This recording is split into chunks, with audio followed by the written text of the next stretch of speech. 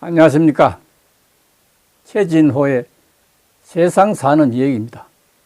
오늘은 올드파에 얽힌 토마스파의 장수 이야기입니다. 올드파라는 것은 스카치 위스키의 이름입니다.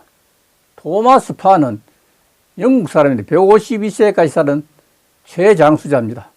술과 장수에 대한 얘기입니다. 술이 장수식품인가? 비천덕 교수는 술이라는 수필에서 평소 술을 좋아했더라면 더 많은 친구를 사귈 수 있었을 것이라고 이렇게 말한 적이 있습니다.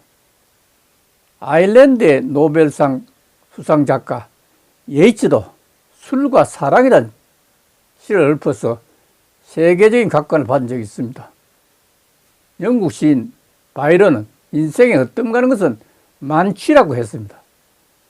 주택이라고 불렀던 이별을 위시한 시인과 묵객, 영웅 호걸까지도 술을 사랑하고 해찬하지 않은 사람이 없을 정도입니다. 술은 속성상 지나치기 마련입니다. 처음에는 사람이 술을 마시지만 다음에는 술이 술을 마시고 마지막에는 술이 사람을 잡는다는 결과가 됩니다. 과함에서 오는 장애는 이루 헤아릴 수가 없습니다. 그래서 술을 후회의 액체라고도 합니다. 그렇지만 술은 발효식품으로서 건강장수식품이라는 사실도 빼놓을 수가 없습니다. 맛새는 4가지 맛을 가집니다. 그런데 발효식품은 제5의 맛을 합니다. 감칠맛이죠. 그래서 발효식품으로서 건강장수식은 사실로 빼놓을 수 없다고 했습니다. 1995년 내가 번역 출판했던 일본의 장수학자 모시다 게이치 박사가 지은 세카이노 제조주쇼쿠 세계의 장수식품 뜻입니다. 이 책에서 세계 장수촌으로 구루지아의 코카사스, 파키스탄의 훈자, 신장 위구르 모두 동수교육의 중심지였던 실크로드에 인접해 있습니다. 세계 3대 장수촌이죠. 한 가지 흥미있는 사실은 모두 포도의 원산지에 인접해 있다는 사실입니다.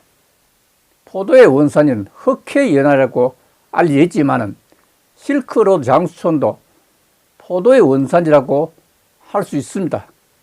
그렇기 때문에 풍부한 포도를 수확하여 직접 만든 포도주를 마십니다.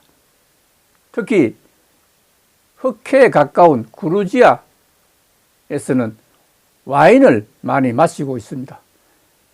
아르메니아에서는 유명 영국의 전 수상 처칠경이 평생 즐겨 마셨던 아르메니아 브랜디가 제조되고 있습니다. 이곳 장수촌들은 옥수수로 만든 차차라고 하는 도수 높은 정류도 마시고 있습니다. 그런데 올드파는 스카치 위스키로 되어 있습니다. 여기서 스카치는 메가, 그러니까 보리를 싹을 틔워가지고 여기 효모를 넣어서 발효시킨 것이 바로 스카치고 이걸 정류시키게 되면 위스키가 됩니다. 스카치 위스키가 되죠. 그러니까 95도까지 가는 위스키입니다. 술의 시초는 포도주입니다. 포도는 원숭이 술이라는 원주에서 시작됩니다. 원주라는 것은 원숭이가 동굴에 들어가서 포도 안 먹고 그때 뱉었습니다. 뱉으면 동굴이 바위 쪽이니까 바위 그 홈 파인 곳에 이게 포도 껍질이 들어가서 이게 발효된 겁니다. 이게 원주를 하죠. 그러니까 또 뱉었는데 그걸 보니 너무 맛있어가지고 이게 술이 시초로 합니다. 서양에서 와인이라고 하는 포도주도 과실주로서 서양 술의 시초로 알려져 있습니다. 동양에서는 포도를 장거리 중국 전역에 전파했다는 기록이 나옵니다. 서역 교통의 길목인 실크로드를 중심으로 양주 지방에서 포도주 빚기가 성행됐다고 합니다.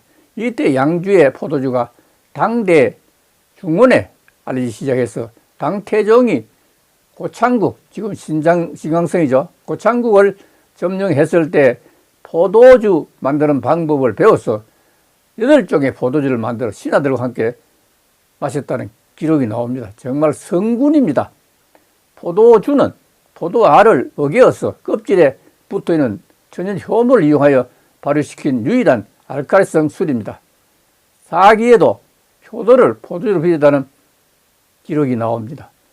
어떻든 장수했던 사람들은 술을 좋아했지만 취해서 비틀거리거나 뒤끝이 남을 정도로 마시지 않았다는 사실입니다. 즐겁게 마시는 술은 하루의 피로를 풀어줄 수 있을 뿐만 아니라 스트레스 해소에도 크게 기여할 것이 분명합니다.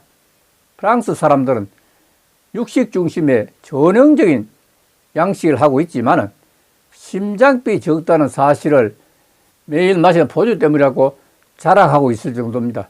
지금까지 세계에서 가장 장수한 사람은 영국의 토마스 파 옹으로 알려져 있습니다. 1483년에 태어나서 1635년에 세상을 떠났습니다. 152세 9개월까지 살았습니다. 100세 때 세 번째 부인과 사별했을 정도입니다. 그 후 부녀 폭행죄로 18년간 감옥에서 복역했으며 출소 후 120세가 되던 해 45세의 젊은 여성과 네 번째 결혼식을 했습니다. 152세 때 세상에서 가장 오래 산 복이 드문 장수로 세상에 알려지게 되자 영국 왕실에 초대를 받게 됩니다. 파옹은 평생 보지도 듣지도 못한 부드럽고 맛 좋은 산의 진미에 매료되어 너무 많이 먹었습니다. 이것이 원인이 되어 장이 뒤틀리는 병을 얻어 급사하고 말았습니다. 최근까지 거친 빵과 홍차, 손수 만든 치즈와 포도주로 허기를 면할 정도로 소식하면서 152세까지 살아왔던 파옹에게는 왕실의 산의 진미가 상당한 부담이 되었을 것이 분명합니다. 파옹은 평생 소식의 소식, 변변찮은 음식을 적게 먹으면서 매일같이 밭에 나가 일하면서 자연의 길을 흠뻑 받으면서 우주의 섭리에 따라 살아왔습니다.